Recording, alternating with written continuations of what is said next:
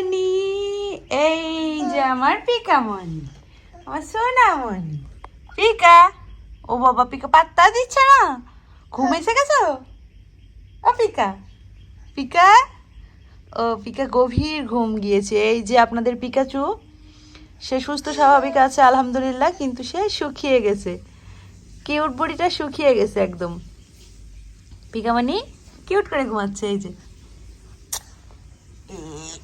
এই যে পিকা, এই যে পিকাচু, এই যে আমার পিকামণি শুকিয়ে গেছে। বাসায় ছিলাম না অনেক দিন, পিকাচু একা একা মায়া লাগছিল, সেজন্য তুমি শুকিয়ে গেছো মাম্মা।